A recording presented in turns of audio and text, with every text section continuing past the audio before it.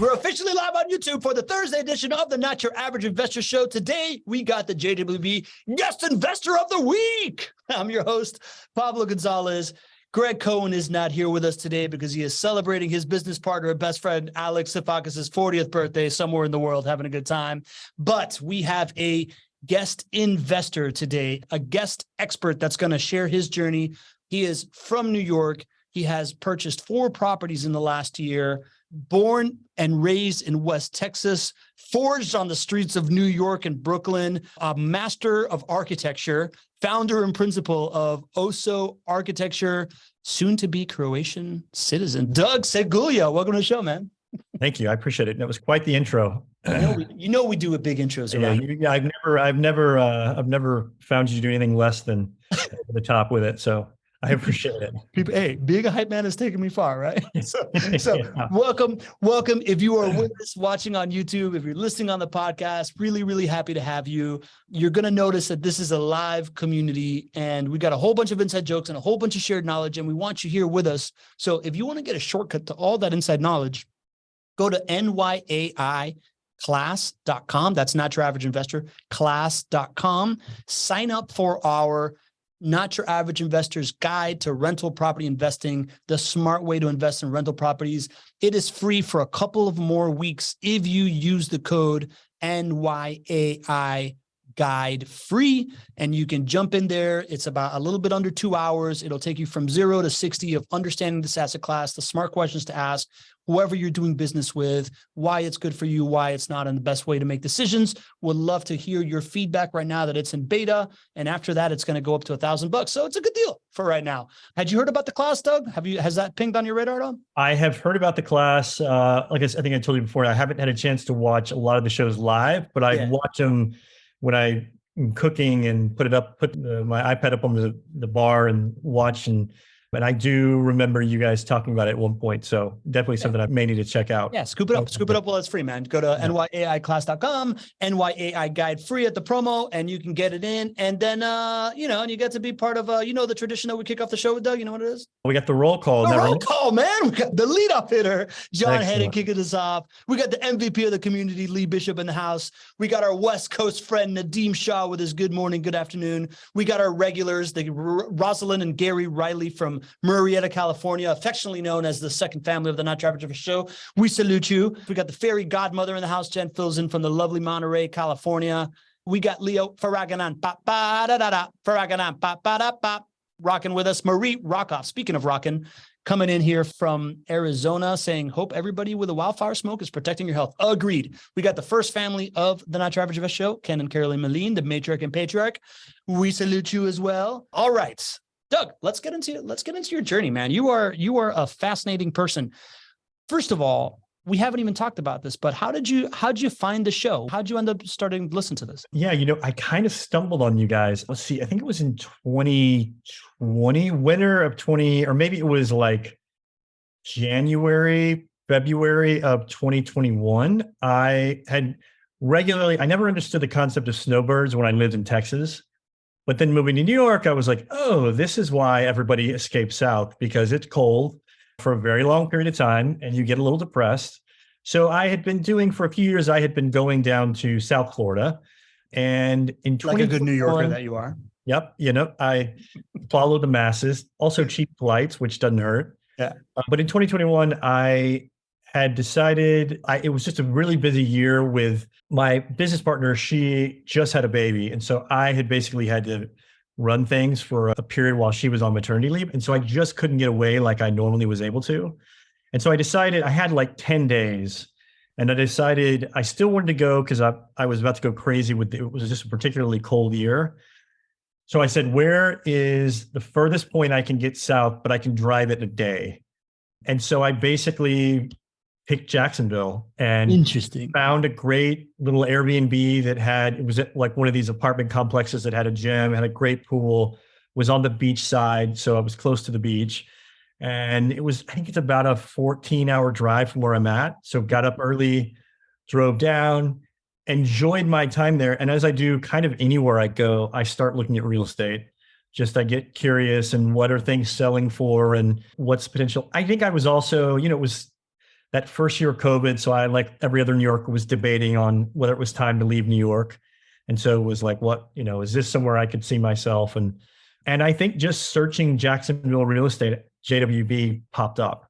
And so I started watching some of the videos. It didn't, at that point in time, I didn't have a need for it necessarily, but I kind of just cataloged it for later.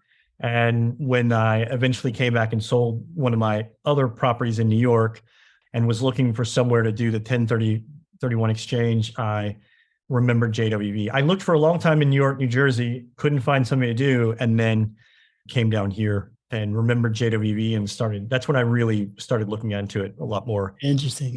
Yeah, we're gonna get into that whole 1031 exchange and all that stuff. But you got into real estate pretty early, man. You want to tell us how you first got into real estate and how it opened up your ideas?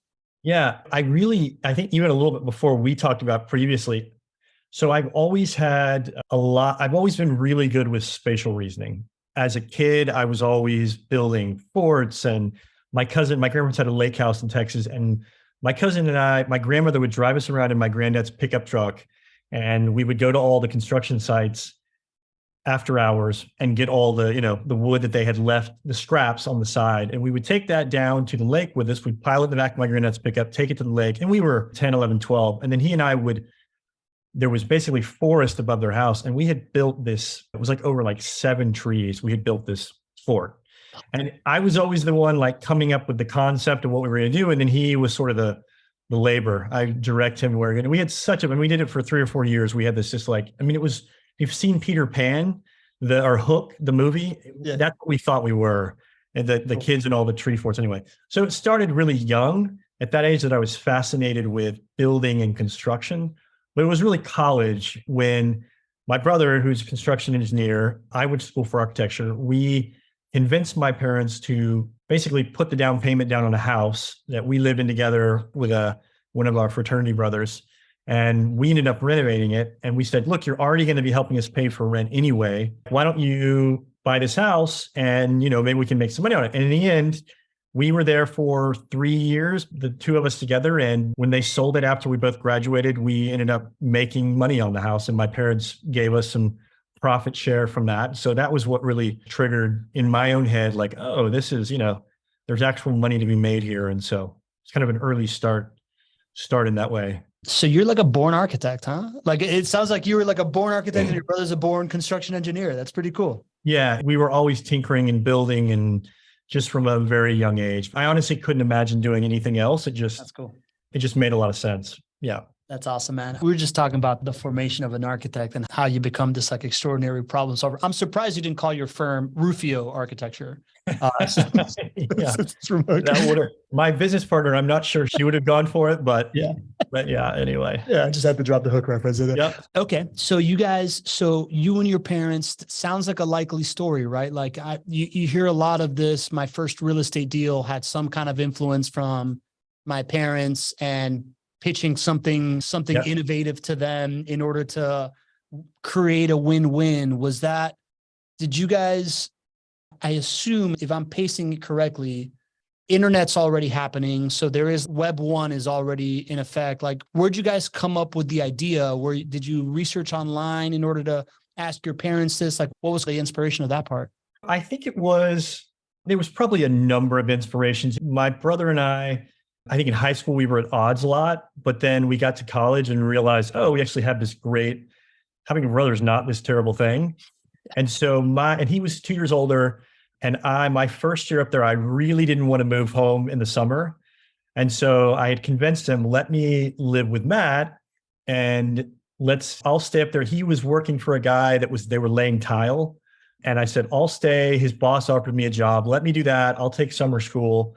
And I was going to move at the time he was living with 2 other guys in a rented house. And we got down to a week before time for me to move from the dorms into the house with him, and his roommate canceled and decided he was going to stay for the summer. Well, suddenly I didn't have anywhere to live. Mm-hmm. And my brother made the suggestion, like, why don't we get the bunk beds we had when we were kids and we'll just share a room? And I think that blew my mind. It blew my parents. They were like, what? You guys want to like actually share a room? And we did. And it was great. You know what? He and I I think our relationship grew so much out of that, but it also made us realize, oh, we could live together and do something more with this. We actually enjoy it. And so I think that gave my parents the confidence that, we weren't pitching them some far-flung idea that they were going to regret when we figured out. And the fact that we were both studying in the world of construction and we were working for a guy doing construction over the summer, it all just seemed to fit naturally, I think. Got it. It tied into kind of like things that your parents wanted to see in the world, right? Their two sons getting along. It tied into your career. You just kind of, yeah. To be perfectly honest, the other big thing was like, hey, it'll also save you money because we know you're going to be helping us. They had basically committed to helping us pay while we were in undergrad. And so you're already going to be helping us. You're already paying rent for us. So let us put it into something that you own. Yeah. And then hopefully, we didn't know at the time, but hopefully you'll get that money back at some point. And which is ultimately what happened. And so I think that definitely helped convince them. I've always been a pretty decent sales guy as well. So that helped quite a bit.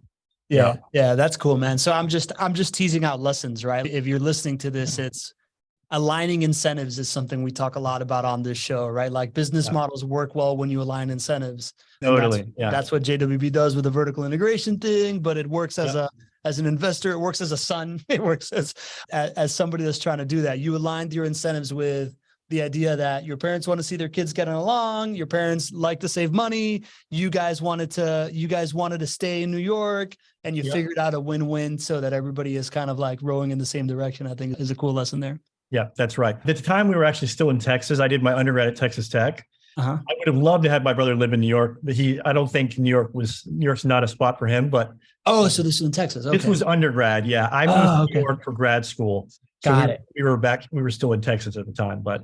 Got it. All right. Then talk me through kind of like so that's undergrad. You then end up in New York. Talk me through from that real estate deal to you at some point had a couple of rentals in New York. Talk me through that. Yeah. So the next step was I moved to New York, and rent went from $300 a month in a house in Lubbock, Texas to $1,500 a month. And that was living in the pretty scuzzy part of Williamsburg before Williamsburg became hip and where everybody wanted to live.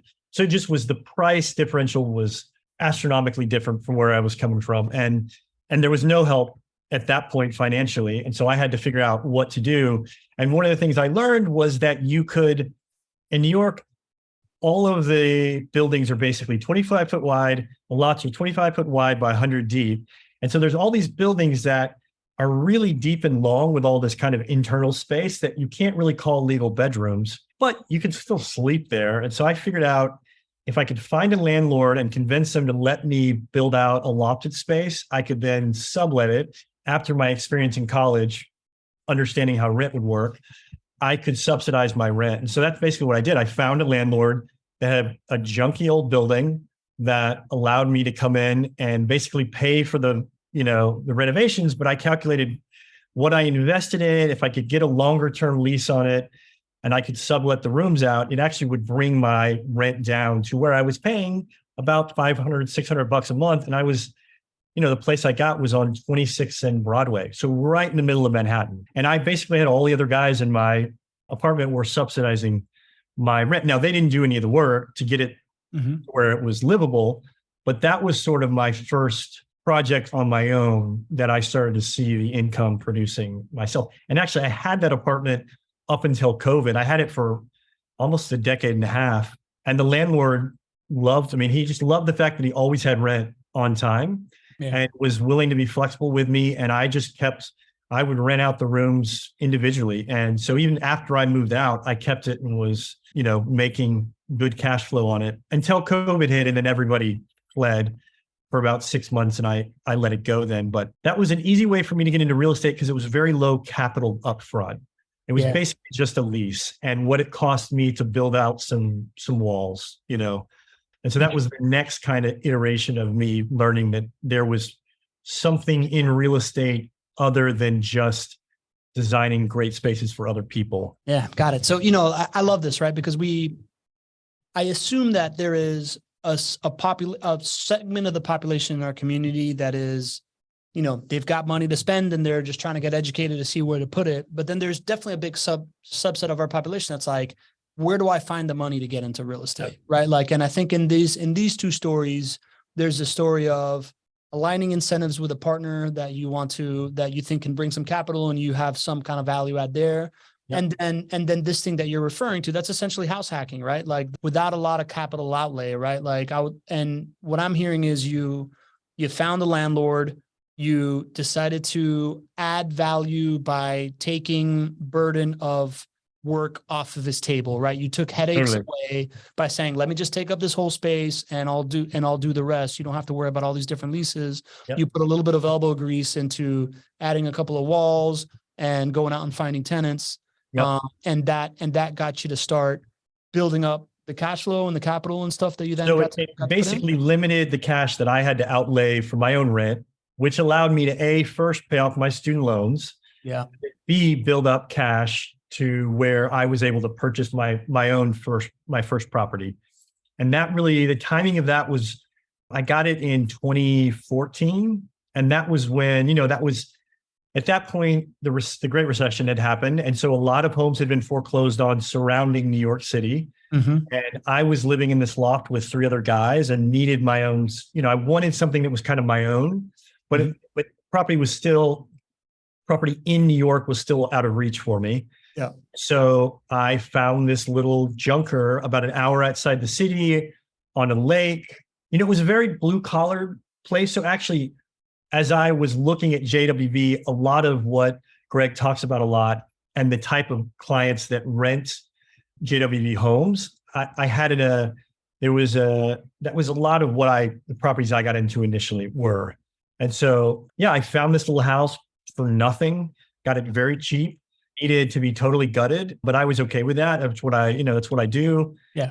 I love the idea of it being my own. And so I basically spent about 2.5 years renovating that and sort of paid for it as I went, did a lot of the work myself and got to the end of the 2.5 years and I was sick of it. I was like so tired of being there because I had my day job and then I was weekends and holidays. I was there because I didn't have the money I could basically just buy the materials. I was doing 90% of the labor. And so it was great because it taught me a lot in how I do my profession of architecture. It also taught me to stand up to contractors and be able to know how to, communicate with them better. But it allowed me to basically create the base capital of what I've been able to do now. That's awesome. So got to the end of 2.5 years, decided I needed a break. Airbnb was just it had been around for a little while, but it wasn't what it is now. Decided I'd give it a shot and maybe rent it out and cover my expenses. And it just booked up. There was nothing else around there that was new. It was all older homes. It was a cute little bungalow kind of cabin, overlooked the lake. It's in the mountains. The Appalachian Trail back, is literally right behind it. Oh, wow. In the winter, there's skiing nearby. There's I basically put in this big glass in the front. So when you looked out over the lake, you could see the lake.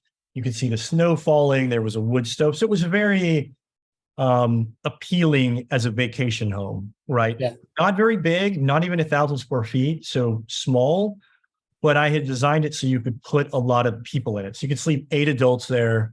So it was just very appealing as a short-term rental. I mean, it really felt like a vacation home. That was pretty early on. And so it just stayed booked constantly. And that's when I was like, oh, this is a real business. And then I bought the second one and did it again. That one I ended up renting mostly over COVID and then Airbnb'd it and got both of those going and was wonderful. But I was managing and basically doing all of it. Other than the cleaning, I had somebody to do the cleaning, but otherwise was doing all of that myself, which was great when I was working for somebody else and had a 9-to-5. But once I started my own firm, it just got to be too much to manage. The property management plus client. Yeah. Our business started growing and I just needed to change things up, take a few things off my plate, basically. Yeah, that makes sense, man. I think as we get into this part of your story, I think it's kind of going to be this progression of you becoming more and more passive with it. But I hear it already kind of in the beginning of this. But one thing that you brought up is this idea of like a blue collar tenant being a good tenant, right? Like being a good resident. Before that, when I started talking to you earlier and I'm like, oh, he's an architect. I was going to ask you about as an architect, I know that you care very much about aesthetics and investing in these like blue collar neighborhoods. Yep. Talk to me about what you were thinking when you were buying in one of these neighborhoods, one of these like junker homes? Did you have to overcome a certain level of like, well, this isn't really for me, it's for something else? Some of that, yes. The truth is, yes. I think one of the kind of serendipitous things that happened was I bought it when it was covered in snow. So I couldn't see how junky it actually was. and then it all melted and I was like, oh my gosh, what have I bought? And this is terrible. And not only what have I bought, but like, what is around me? Like, yes, it's in the wilderness and there's like nature around, but there's also other houses. And there were some that were pretty junky. And I got pretty nervous, but at that point I had also gutted it. And so I couldn't, I was going to lose money and I just was like committed at that point. And it was one of the best decisions ever, but there was a period where I was very nervous about what I had bought and because I ended up putting more into it than what I actually paid for it. Yeah. And so I was very nervous about that. But, I learned that when I was photographing for Airbnb, you could be selective about what photos you showed. Like I learned how to make it work. Yeah. And you also learn what people care about and what they don't care about. And, short-term rentals, they're there for 3 or 4 days. And even if there's something that annoys them, they're gone quickly. And it was really, I recently sold that one and the neighborhood, what I was doing, a lot of other people were doing as well. I just didn't know it when I initially bought it. I was kind of one of the earlier ones in there. And later, actually, Greg talks about this a lot with a lot of the neighborhoods around the downtown area, right? There's a lot of neighborhoods that have a ways to go before they totally change over, but now's the time to get in with them. And that was, if I had tried to buy the house that I bought in the condition that it was in when I bought it now, it would cost me 4x what I paid for it. And so, it was a little bit of a leap of faith, but in the end, that's typically what good investing is. Yeah. You've got to take a little bit of a chance on it. That is interesting that you bring that piece up, and definitely a sign that you've been listening, right? Because we've been hitting on that. We've been hitting on that pretty hard, right? This idea that it's real easy to jump in when everybody is already knowing it, but like the real kind of like golden moment is that moment where not everybody knows it, but there's enough momentum where where the insiders can see it. And comparing this idea that you bought a kind of like a junker house by a lake when Airbnb was starting to take hold and it had a built-in clientele, right? Like when you describe this like little house that is also in an aesthetically beautiful place, but it's not exactly the perfect house. I'm like, dude, I was the exact customer for that. Well, that's exactly right. I knew it was an hour and 10 minutes from the city. And in New York, there's people that have money. And they love the idea of curated spaces. And the thing is, there's also, so there are the very wealthy in New York. Yeah. There's also people that aspire to be wealthy or just, blue collar families that still want nice things. Yeah. And I was able to design a house that you could rent it for a couple that wanted to get a weekend away and it was still affordable, or a family that had, 5, 6 kids that wanted, or had a group, a bachelorette party or something. Yeah. Yeah. And so there was that risk mitigation of what's the biggest, I want to get a big audience, but I also don't want the base price to be so expensive that the average person can't afford it, Yeah. And so I'm glad you used the word risk mitigation, because that's what was going through my head, right? Like it's this idea of, yes, there will always be a luxury market and a mid-luxury market, but there's like this like sweet spot of risk mitigation of kind of what you just said. Somebody with money that just wants to get away to somewhere simple, or someone that's like aspiring to have money soon. So they need, that's the best that they can do, right? Like it's like that beautiful in between spot of where your property is for the short-term piece of it, right? Like for the short-term piece of like filling it, making sure that it cash flows, but then also the aha of getting on the front end of a wave that is clearly coming, and riding that thing is a beautiful parallel, man. Thanks for drawing that. That's awesome. Yeah, for sure. So then tell me, so then you was there something else you want to say there? No, go ahead. Okay. Yeah. So then you Airbnb this thing, you went a little bit more passive in the aesthetics thing, not on purpose, right? And then you were pot committed, so you got to stay in, and you got the benefit of understanding that neighborhoods get better, and it makes sense to get in early. Then you put some work into it. Then you got more passive on the property management side, and at some point you wanted to get even more passive. You decided to sell these. Talk me through that part. Yeah. So I had some help with it. My second property I bought was easier to manage. I had a neighbor. It just so happened that he just takes odd jobs on. So he kind of became my de facto super. So anytime I needed help with it, he would manage it. But for that first property, I didn't have that. And it meant me running up there constantly to deal with things. And when my full-time, the architecture firm really took off and we got really busy, I needed to take a step back and sort of simplify things. And I also saw when COVID hit that, housing was so limited and prices just began to go bonkers. And at that point, the kind of millennial generation had discovered this neighborhood. It wasn't the Jersey Shore. It wasn't the Hamptons. It wasn't up the Hudson Valley, which had sort of become Brooklyn Part 2, where prices had just gone astronomical. So this neighborhood was really beginning to develop. And I realized that I could probably, if I decided to sell it, I could probably bring forward some of the profit, because in, the spring of 21, housing was just bonkers and people were getting into bidding wars and things were going a little crazy. So I didn't know that that would be the case, but I suspected, given the aesthetics of the house, the location, I could probably get something good for it and would also let me step out of the property management of that property. And that was when, well, actually, that wasn't quite when. I actually sold it first. And then it dawned on me that if I didn't do the 1031 exchange, because I had bought it for so cheap and it had such capital gains on it, I was going to end up paying a significant amount in tax. Because not only do you get the federal tax on it, because it's in New York, I was going to get taxed state-wise on it as well. And so I started researching and figured out if I moved the money to a state it doesn't have it, I could eventually save that tax on it. Also, if I did the 1031, I wouldn't pay tax on it and I could defer it.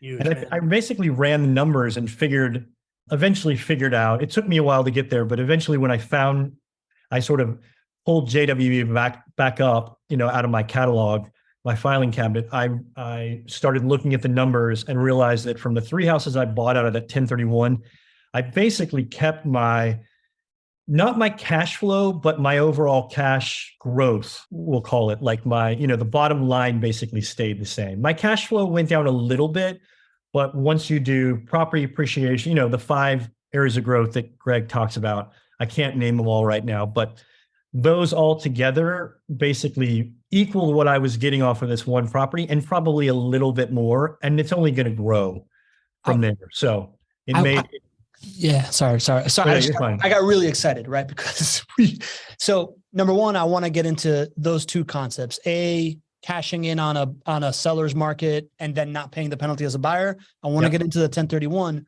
Yep. You said something that really just perked me up on my chair, because Greg and I literally this week were just talking about this idea of cash growth and as a category of investing, right? Like you hear about cash flowing portfolios, you hear about growth portfolios, but an idea of a cash growth portfolio is something that we're just like, why aren't people talking about this? Totally. So I would love to hear what you meant by this idea of cash growth, not necessarily cash flowing right now, but cash growth. Tell me more about that thought. Well, I think I just recognized I turned 40. We talked about this earlier. I have my 40th coming up. So I still have, a fairly long runway of my years that I'm going to be working. And I really love what I do. So I don't plan to not be doing it. So I don't need the cash flow right now for my everyday life. It's just me. I've got a dog. I don't have a lot of capital outlay just for my day to day. And so I was okay with some of that growth in my net worth coming from, mortgage payoff, appreciation. So it's still when I say cash growth, what I really mean is my net worth is increasing, but I'm not experiencing it in cash flow necessarily, but it's building up my nest egg, net worth, whatever you want to call it, value of what I own and the assets and they're going to be there for me to leverage later, 10, 15 years when I need them and want them. And, when some point I'll pivot out of what I'm doing now or whatever it is. So it's that overall accumulation of wealth, not just in cash flow. The little house was great. The cash flow was amazing. I mean, I was shocked at what it could produce, But I also recognized that because of the way the market, it was probably peaking and it was going to pull back. Also, the short-term rental, the community that I was in had started to kind of crack down. They weren't disallowing them, but they were becoming, it was becoming more difficult. There was more, at that point, there was a lot more competition.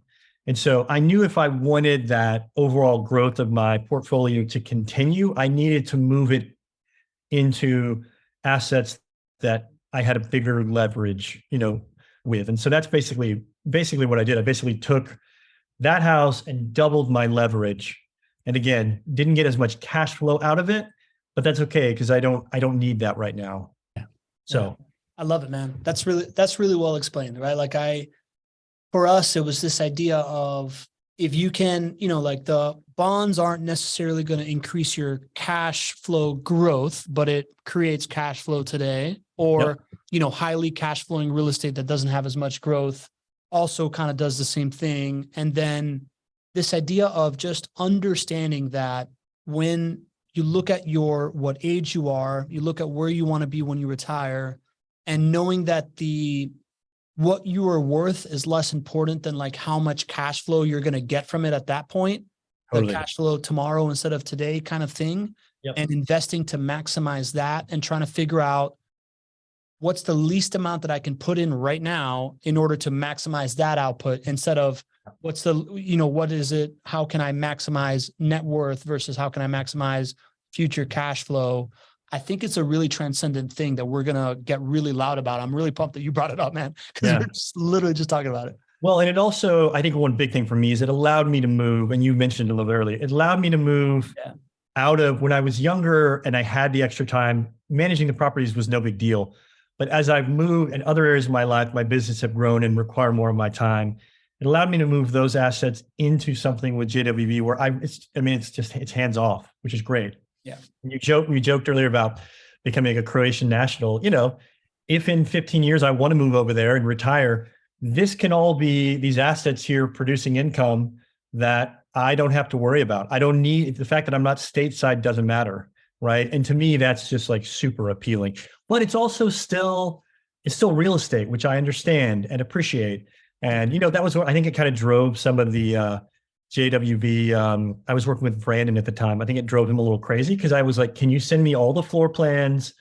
I want to know, I know they talk about them as widgets. Yeah. But for me, I'm like, it's an asset. It's a hard asset that I know and I want to understand. And in 15, 20 years, so I analyzed all the plans and, I will say all the plans, I feel like they've done a great job laying out. The flow works well with them. I think they're going to be appealing in 15, 20 years if I ever decide to sell them. So it wasn't just the widget and the number for me. It was those things, but it was also the physical object that I analyzed and scrutinized as well. That makes some sense, man. I think for someone with your level of trained eye, it's data, right? Like you have enough data in floor plans to look at a floor plan and consider it a data point. And then you see enough JWB floor plans and you're like, oh, you guys generally do a good job with floor plans. The same way that JWB can look at all these different maintenance costs across their data flywheel and like standardize for something. So I think that makes sense when it comes from your standpoint, right? Like that's cool. Yeah. But just giving other people that are thinking about buying, I looked at other properties that were a mess, and with the JWB properties, I really appreciated that there had been a level of thought that had gone into them that I was like, okay, I can get on board with this. So that's good data too. Let's talk about that concept, man. The buy low, sell high. The sell high, buy low, right? Concept I think is really cool. This idea, I talk about this with my Miami friends often, and they're like, yeah, man, I can cash out, right? Miami's gone bonkers in home price appreciation since COVID too. Yep. And they're like, I can cash out, but then like the thing that I'm going to buy is I'm going to take a haircut on that thing. And I'm just like, yeah, dummy, move to Jacksonville. So this idea that as a New Yorker, you have this ability to like sell at this totally recovered price of everybody flooding back into New York City, and then not pay the haircut on the thing that you replace it with, by moving it down to Jacksonville, I think is genius. I think you're going to be able to do that in Croatia too. Right?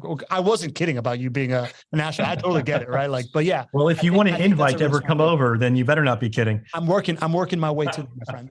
But yeah, man, I thought that was a really profound point. And then you add, it's not even like Miami to Jacksonville, because you're also adding state income tax into the equation, and all these different things, plus the mechanism of the 1031 exchange. You want to talk through that?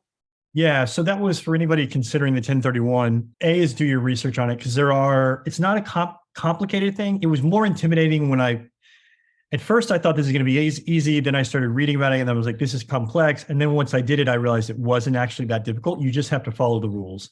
And there's specific guidelines around mostly timing. And as you said, I sold mine in the spring of 21. Things were just crazy.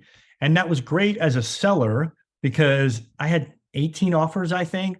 I sold it for like 30% over what I had listed it for. Fantastic. But when I started looking to buy, I was now in the position of the buyer. And I was going to have to pay over and above. And I was competing against these buyers that, mostly they were looking for it for their primary residence. So for them to pay over ask they knew they were going to be there for 10 or 15 years. And it was a different scenario for them.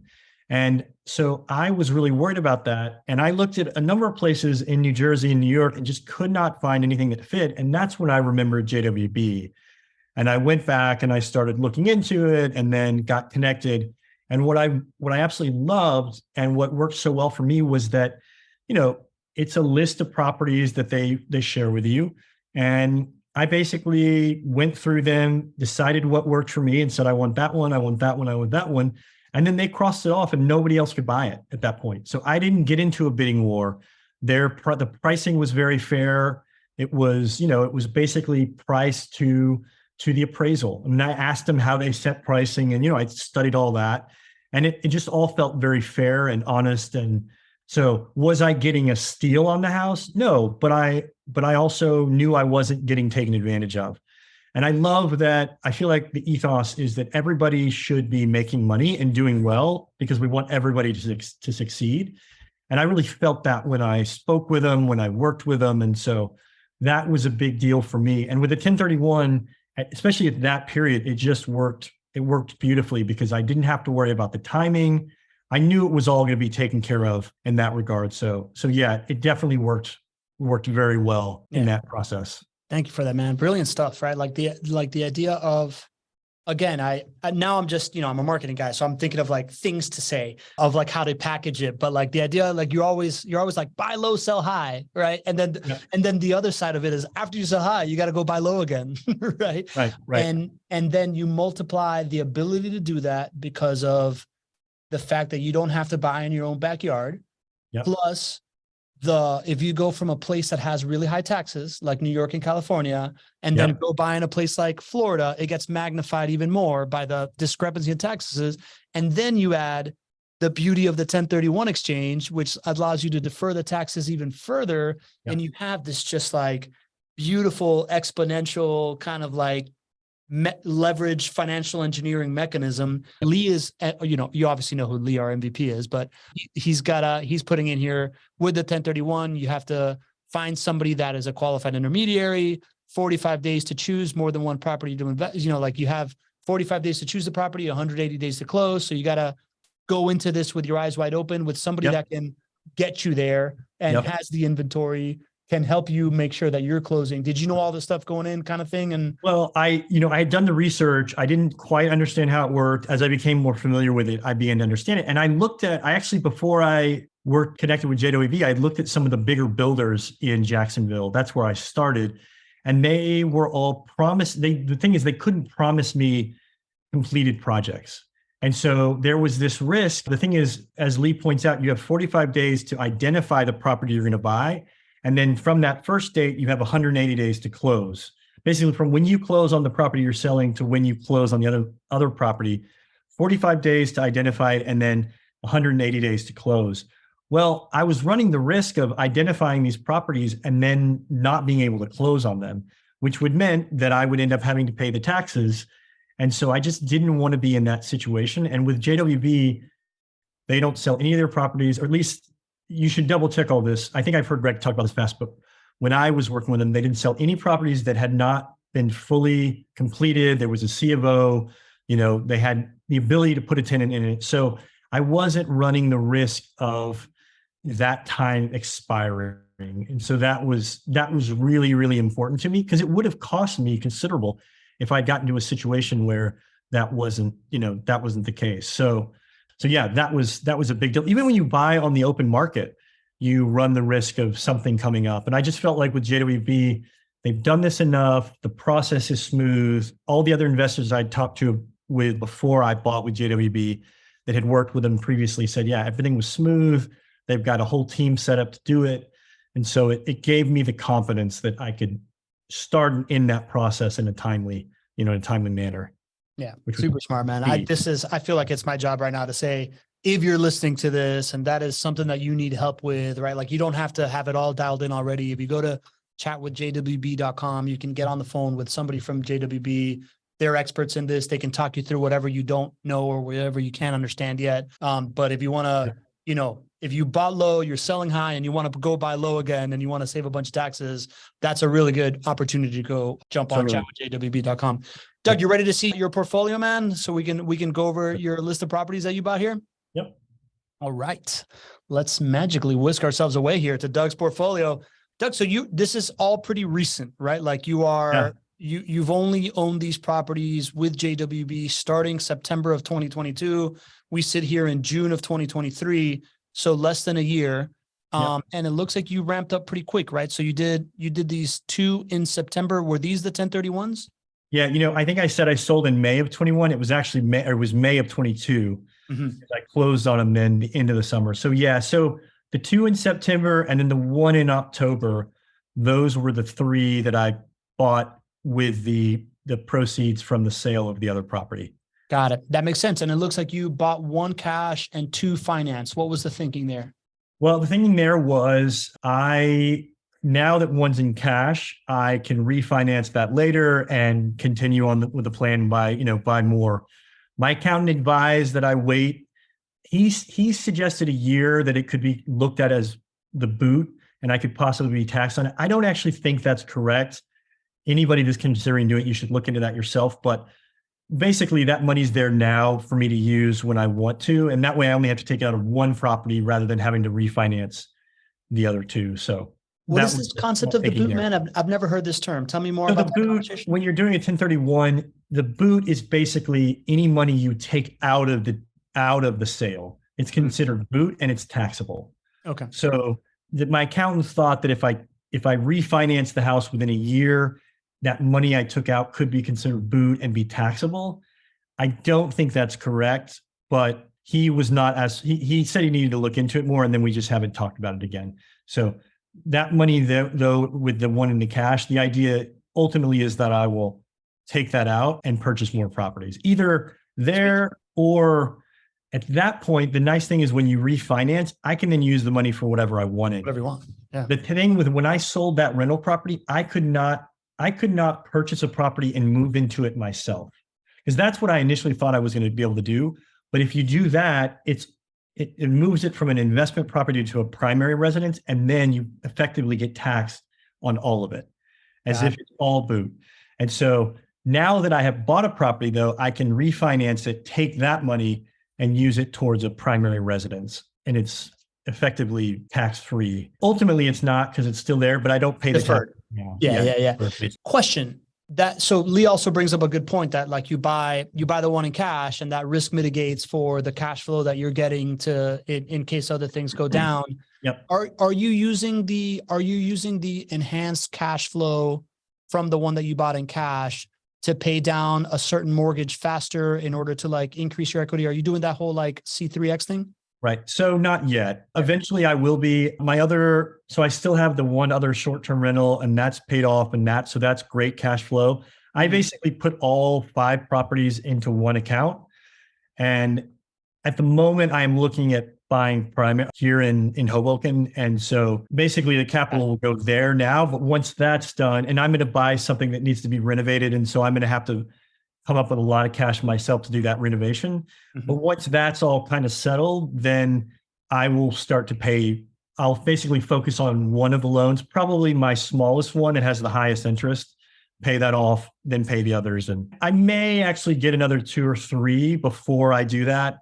But I think around 8 is probably the goal. And then I know I need one more to to go from 10% to 9% with JWB for the Right now. Yeah. right now. Yeah. So I'll probably try to get one more, maybe this year, maybe early next year to get that. And then eventually get a few more down the road. So Awesome. Yeah, that's cool. And you're referring to the JWB. I forget what they call it, right? But once you get to 5 properties, you get 1% off of the property management fee. That's right. Which when you're averaging it over 5 properties, that's a significant savings. And over 30 years. Over 30 years for sure. Yeah.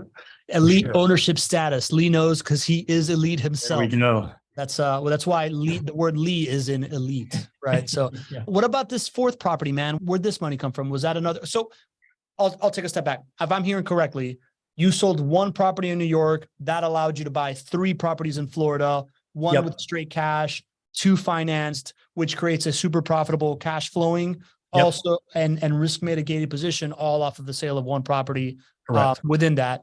And then you went out and plus the 1031, all those beautiful things. And then you went out and got this 4th property. How'd that turn out? Yeah. So, that one was, I wouldn't say it was a fluke, but I really wasn't looking. I had been talking to my parents I had suggested to them to buy a property or 2 to their getting towards retirement. I said, why don't you get 1 or 2 of these and get some cash flow? They are looking for cash flow. I suggested this, and I had spoken with, I can't remember who it was at the time. It was not Brandon this time.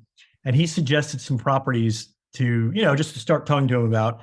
And they just were not in a place where they were ready. And this one popped up for 180. It was when JWB had their, the roughly 10K incentive going. And I was like, I had money sitting there. I didn't have it invested in anything. And my parents had decided it wasn't the right time for them. And so I said, you know what, I'm just going to jump on this because it just seems too good of a, I paid, by the time the incentives were in, I ended up paying less than 180 for it. It was already rented. It had a 3-year lease in it. It was sort of a no-brainer, So, awesome. So yeah, it again, it wasn't a fluke necessarily, but it was also not. Was this a property of the week property that you said it popped up, or did Brandon email it to you like, hey man, I got one in your price range? It wasn't a I had the cash my parents had for them to get 2 properties. They needed to be around 180 to 215. And so I had asked him to send me what he had in that range. And he's like, we really very rarely have anything that pops up under 200 anymore. Sure. And then that one popped up, the rent that it was getting, I think that one, the rent is actually $100 more than my one on Fifth Street, which I paid $20,000 more for. Wow. And I was like, this is a great, now it's older, it's a house from the 50s. But I also got it into floor plan, and I said, look, if this can cash flow for 10 or 15 years and then I decide to sell it, I already have some ideas of things that I would go in and do to tweak it to get a higher sell price on it. So I was like, you know what, if my parents aren't going to go for it, then I'm going to jump on it. And so that was kind of how that one came about. It wasn't, originally the plan was to do the cash out of the one I paid cash for, but it wasn't a place where I wanted to do that yet. And so I just, that's cool, man. That's cool. Plus you took advantage of the incentive, and it looks like it was a 320. So it was when they extended the incentive that you were able to do it. Was when they had extended it. Right. That's awesome, man. Yeah. And for the record, Greg, when you're listening to this, Doug hasn't come live on the show, but he does listen to the podcast. So that should be attributed to our marketing channel. No, very much so. I found it really helpful listening to all the conversations, and it gave me confidence in just you guys and I appreciate who was behind behind all of it. That's cool, man. That's cool. I appreciate that. So one thing that I didn't even think to bring up, but you kind of brought up yourself, is that you have 3 new constructions. And then this last one was the reno. You got this reno because you liked it's something we talk a lot about when it comes to renovations, is the idea that the price to rent ratio is more attractive and that allowed you to be more comfortable with it. And it's still the same kind of IRR. Am I thinking about that correctly? No, you're totally thinking about that correct. And, being in the profession, it doesn't scare me for a few reasons, because I know how to deal with problems. I mean, I'm not JWB is going to take care of things for the next 10, 15 years with the property. So I don't worry about that. But on the far back end, when I decide to sell it, I know that I can come in there and do something with it. But even more than that, an older home, basically a lot of the kinks have been, all the settling, a lot of that has already happened. So you're not going to get, yes, things are going to come up, and I don't want to imply that they're not, but a lot of that is not surprising. A brand new home, it's not surprising to me because we have it happen with clients all the time. They move in and they think everything's going to be perfect. And by and large it is, but houses settle. There's things that don't quite, there are repairs that come up. And so, they both have their pluses and minuses, but I think given the cash flow on that one and lower price, I actually think that's my best performing just from a percentage point of view of all three of my properties. And actually it's a cross between that one and the most expensive one that I had, the one on Hudnall. They both are doing very well. The others are doing great too, but those two in particular, I think were and small sample size, right? Like it's been less than a year, and it reminds me a lot of something that Brandon and I used to talk about a lot. He just calls it like getting on base, right? Because all these like contacts with the bat that can get you on base can turn into a single, double, triple, or a home run, and it's just all about getting on base. And any one of these, whether it is the cheapest one or the most expensive one or one in the middle, one of them will, one of them will be a double, one of them will be a single, one of them will be a home run. It brings that story to light a lot. And I know that JWB talks about it just as like a widget and not to worry about all those things. And I don't disagree with that, but I did, when I was looking at them, I tried to diversify. I got a couple I just tried to diversify the price point area around Jacksonville. That just gave me a little more peace of mind. I've done the same. I've done the same. Them out. So yeah. I've got a couple on the west side. I got 2 on the west side. I have 3, right? So I have 1 on the north side, 1 on the west side, and 1 in Arlington. So I've done the same exact thing. Similar, yeah. And then finally, we like to show the whole portfolio screenshot. You've been in there less than a year, right? So there's not really, this is not the full picture, but in less than a year, it's been you're negative on cash flow for right now because of the big cash outlay of getting into these properties, and it's been less than a year. You already have $1,600 in tax savings, total principal pay down already of $4,900, and home price appreciation of $5,000. So it's already kind of working out. I'm not sure where these numbers, I'd have to go back and look at how they calculate, but I think they may be wrong because my net income is well over what was showing up here. I have the one in cash where I have no expenses other than insurance and tax. Okay. That's pure income.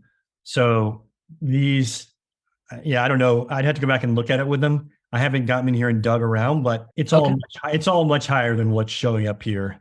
Well, that's not surprising to me because this is stuff that Greg puts together, and I know he's always like under promising. Very conservative, yeah. He's like Mr. Conservative guy. But what I'm hearing from you is whether that is or like no matter how conservative he's being, from a feeling standpoint, you feel like you're ahead of what he's showing, which is totally. Cool. And I also got I haven't had to pay a tenant placement fee on any of the properties because that was one of the incentives with the last one I brought. And then I think they had a deal, and they may still have it, where if you bought 3 homes, they didn't charge you the incentive. So there have been a lot of bonuses that have added to all that I suspect are not calculated in. Maybe there's also the ringmaster Drew is saying maybe you haven't subtracted closing costs. Also, I know he likes to throw in like every like little dollar to make it look. Yeah, he could. Yeah. Anyway. I'm not complaining. I've been very happy with it. So that's awesome, man. And I hope it continues to go well with you. A couple interesting things happening in the chat, right? Like Leo asks, interesting thing about the boot. I will be taxed on that one, but I used that boot to do repair and renovation on a 1031. I did, so that would be an expense and it should even out as a question mark. I'm not sure what you mean there, Leo, but Michael Santorios put into GPT, asked about it and said, there's no specific rule that dictates how long you must wait after the 1031 exchange before doing a cash out refinance. However, it is generally recommended that you wait at least 6 to 12 months to minimize the risk of any triggering tax consequences. Is that kind of like how you see it? Which is effectively, I didn't need it immediately. And that's basically what I sort of said is let's be patient. I think I'm at 9 months now or right around. So I could take it out. Like I said, I'm looking at buying a loft here in Hoboken that's going to need to be gutted. And there may be a chance I'd take it out to pay for the renovation of that, but we'll see. ultimately what happens. Buying a loft in Hoboken as an architect that likes to do his own remodeling work, man. I hope you share pictures of what that ends up looking like if you're in the buying, man. That sounds awesome. For sure. Yeah. I have a love-hate relationship with these projects. I bet. love doing it, but my sleep suffers. Awesome. Yeah. I bet it does. I think if there's something that I've learned from you is that you have progressively learned how to dial down the New Yorker in you. Hard charging always has to be something as time goes on, and yep. Maybe that'll continue. But it sounds like you still got a bunch in you, man. Yeah, you never really get away with it. It's innate, like it's there, but I'm more strategic about when I deploy it, or try to be anyway. Smart, man. Doug, this was awesome, dude. Really great conversation from the 30 minutes we spent talking that flew by before the show started to right now. Tons of nuggets to take away. I want to shout out your architecture company, right? If you want an architect that is clearly an experienced real estate investor and knows what he's talking about, masters in architecture, OSSO architecture, you want to shout out the website? Yeah, it's just OSSO, OSSO, arch.com. So really easy. We do work kind of all over, mostly around New York, Pennsylvania, Connecticut, New Jersey, New York. But we've done stuff back in my home state of Texas. We've done actually a project in Florida. So we kind of work wherever, and love to have people check it out. Awesome, man. I love it. Any major kind of like aha moment or takeaway or final words that you think that you want to leave people with here? Not to put you on the spot or anything. Yeah, no, it's a conversation I have with my family. All of my family is not big into investing, and they get nervous, and I look back on that first house I bought, and I had that blank moment where I was regretting, and basically it wasn't a lot of money in hindsight, but for me at the time, it was a lot of money. It was basically everything I had put in there.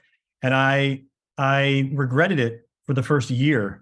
And I look back on it now and what it launched and gave me the ability to do now. I'm so thankful for that. And so I think that's the biggest takeaway for me is, if you're nervous, that's probably not a bad sign. That's probably means you're on to something, and don't necessarily do it just because you're nervous, but there may be something there that you should really consider. So it should feel a little uncomfortable when you're investing, so. I love that. I can definitely echo with that in my investment journey. Doug, this was awesome, man. I really want to thank you for showing up, being great, like great stories, great lessons learned here. I know that as an entrepreneur, taking an hour of your day is really hard to be here. We just talked about it. So I thank you for making the time. And I thank the community, right? Like they came here 30 plus strong today to listen to your story. Great questions, great fodder in here, and never take that piece for granted. On Tuesday, we keep punting on doing my real estate investing story because there's some lessons there, but some news just broke this week. The Jags announced a new stadium deal that's going to be happening in downtown. Nice. And there is a lot to learn from the announcement as far as economic development impact and all these things. GC and I are going to break it down on Tuesday, talking about what this deal represents, what the economic impact of it is going to be, how real estate investors can take advantage of this stuff, and what there is to learn from it on this Tuesday's show. So hope everybody joins us there. I love it, man. I hope everybody has a wonderful, wonderful weekend. See you Tuesday. And whatever you do, if you're feeling uncomfortable getting into investments, if this real estate thing is making you nervous, that's a good sign. And it's also a sign that you are not average. We'll see you on the next show.